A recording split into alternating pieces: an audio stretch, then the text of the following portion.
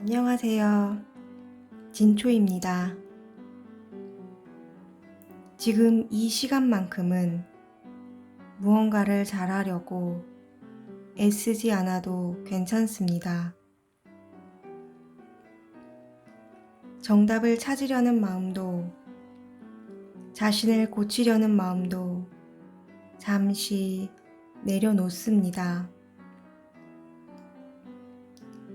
그저 한 편의 이야기를 들으며 마음이 조금 가벼워질 수 있다면 그걸로 됐습니다. 천천히 숨을 들이마십니다. 그리고 조금 더 길게 내쉽니다. 몸의 힘이 바닥으로 스며든다고 상상해 봅니다. 어깨가 내려오고 턱이 부드러워지고 이마의 힘도 천천히 풀어집니다. 우리는 하루에도 수많은 단어를 만납니다. 그 단어들은 사전을 넘어 우리의 생각을 만들고 감정을 만들고 삶의 방향까지 바꾸기도 합니다. 오늘은 3개의 단어를 함께 걸어가 보겠습니다. 겉으로는 서로 전혀 닮지 않은 단어처럼 보이지만 조금 더 깊이 들어가면 하나의 길에서 만나게 됩니다.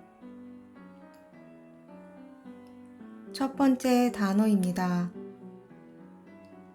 nasty. 오늘날 이 단어를 들으면 대부분 불쾌한, 지저분한, 못된, 심한 이라는 의미를 떠올립니다. 하지만 이 단어의 시작은 조금 다릅니다. 사실 nasty의 정확한 어원은 아직 완전히 밝혀져 있지 않습니다. 다만 중세 영어 시기부터 더럽다, 오염되어 있다는 감각에서 출발했다는 것만은 분명합니다. 깨끗하지 않은 것, 손대기 싫은 것, 가까이 하기 어려운 것이었습니다. 시간이 흐르면서 의미는 물건에서 사람으로 옮겨갑니다. 더러운 방에서 거친 성격으로, 지저분한 옷에서 불쾌한 말로, 그리고 마침내 눈에 보이지 않는 태도와 감정까지 가리키게 되었습니다. 공통점은 하나입니다. 무언가가 원래의 편안함을 잃고 가까이 하기 어려운 상태가 된 것입니다. 흥미로운 점은 사람의 마음도 이와 비슷하다는 것입니다. 분노가 생긴다고 해서 마음이 나쁜 것은 아닙니다. 슬픔이 찾아온다고 해서 삶이 망가진 것도 아닙니다. 하지만 그 감정을 오래 붙잡고 환기를 시키지 않으면 방 안의 공기처럼 점점 탁해집니다. 창문을 하루만 닫아두어도 공기는 답답해집니다. 마음도 그렇습니다. 생각을 환기하지 않으면 처음에는 작은 불편이었는데 나중에는 모든 것이 불편하게 느껴집니다. 그래서 우리는 종종 세상이 이상해졌다고 말합니다. 하지만 가끔은 세상이 아니라 마음에 그렇게 오래 닫아둔 무언가가 있었던 것일 수도 있습니다. 창문도 본래 바람을 들이기 위해 있는 것입니다. 마음도 새로운 시선을 들이기 위해 존재합니다. 오늘 누군가의 한마디가 계속 떠오른다면 이렇게 질문해 봅니다. 나는 지금 무엇을 붙잡고 있을까? 그 질문 하나만으로도 마음은 조금 움직이기 시작합니다. 집 안에서 오래된 음식을 치우면 냄새가 사라집니다. 그런데 이상하게도 사람들은 마음속 오래된 감정은 유통기한 없이 보관하려고 합니다. 몇 년 전 들었던 말, 오래전 실패했던 기억, 이미 끝난 관계, 마음 한쪽 냉장고에 계속 넣어둡니다. 그러고는 왜 자꾸 냄새가 나는지 궁금해합니다. 가끔은 마음도 정리가 아니라 비우기가 필요합니다. 재미있는 것은 먼지는 집을 미워해서 쌓이는 것이 아니라는 사실입니다. 그저 가만히 있으면 자연스럽게 쌓입니다. 생각도 그렇습니다. 불안도 그렇습니다. 오해도 그렇습니다. 그러니 먼지가 생겼다고 집을 미워할 필요는 없습니다. 걸레를 들면 됩니다. 마음도 마찬가지입니다. 나를 미워하기보다 창문을 열고 햇빛을 들이고 오래된 생각 하나를 밖으로 내보내면 됩니다. 두 번째 단어입니다. President. 이 단어는 라틴어 praecedere에서 왔습니다. prae, 앞에, cedere, 걷다, 나아가다. 그러니까 원래의 모습은 앞서 걸어간 것입니다. 그래서 프레시던트는 단순히 전례만 의미하지 않습니다. 누군가 이미 지나간 길, 먼저 만들어 놓은 발자국, 이후에 사람들이 참고하게 되는 기준입니다. 우리는 새로운 선택을 할 때 생각보다 자주 이 흔적을 바라봅니다. 원래 다 이렇게 해. 예전부터 그랬어. 다들 그렇게 살아. 이 말들은 모두 이미 앞에 남겨진 자국입니다. 문제는 자국이 길을 알려줄 수는 있어도 내 목적지를 대신 정해주지는 않는다는 것입니다. 산을 오르다 보면 오래된 등산로가 있습니다. 하지만 나무가 자라고 계곡이 바뀌면 새로운 길이 더 안전할 때도 있습니다. 인생도 같습니다. 과거의 성공이 오늘의 정답은 아닙니다. 과거의 실패가 내일의 운명도 아닙니다. 많은 사람은 예전의 자신을 따라 삽니다. 나는 원래 이런 사람이야. 난 항상 실패했어. 난 원래 긴장을 많이 해. 그 말도 결국 오래전에 만들어진 발자국입니다. 그런데 발자국은 발이 아닙니다. 발은 지금 움직일 수 있습니다. 생각해보면 아주 작은 아이도 걷기 시작할 때는 수없이 넘어집니다. 만약 그 아이가 첫 번째 넘어진 경험을 평생의 기준으로 삼았다면 걸을 수 있었을까요? 아마 이렇게 말했을지도 모릅니다. 걸으면 넘어진다는 전례가 있어요. 생각하면 조금 미소가 지어집니다.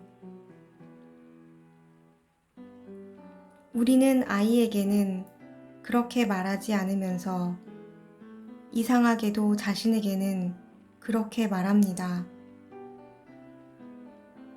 과거는 기록입니다. 현재는 선택입니다.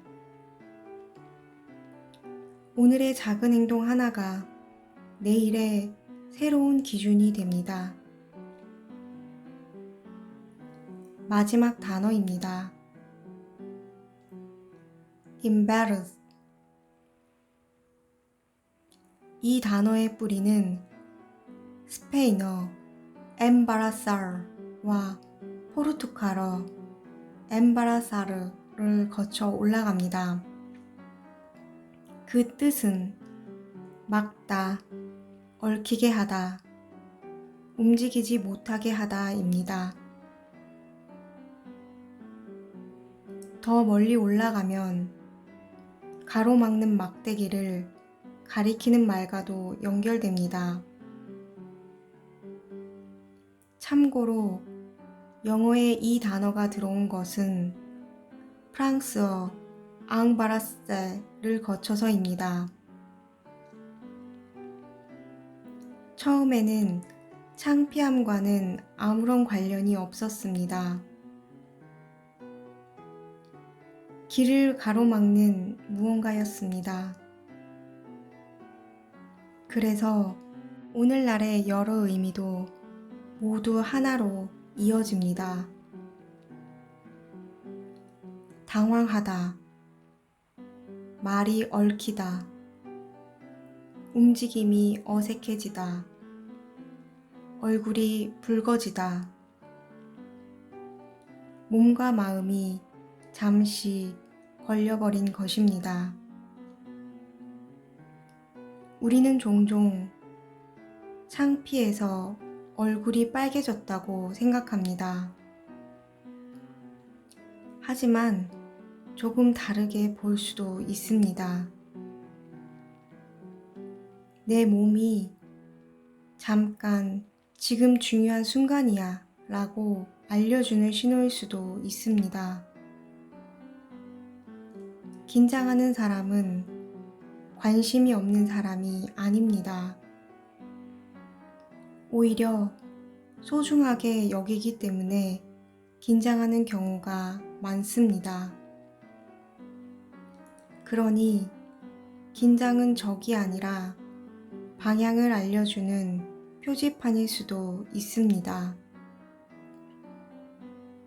가끔 사람들은 창피한 기억 하나를 평생 품고 삽니다.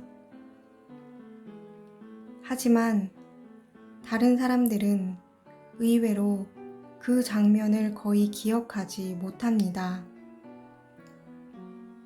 우리는 자신의 실수를 확대해서 보고 다른 사람의 실수는 금방 잊어버립니다.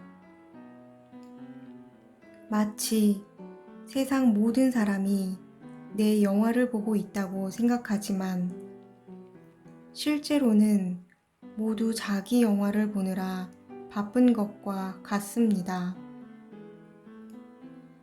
조금 허무하면서도 조금은 안심이 됩니다.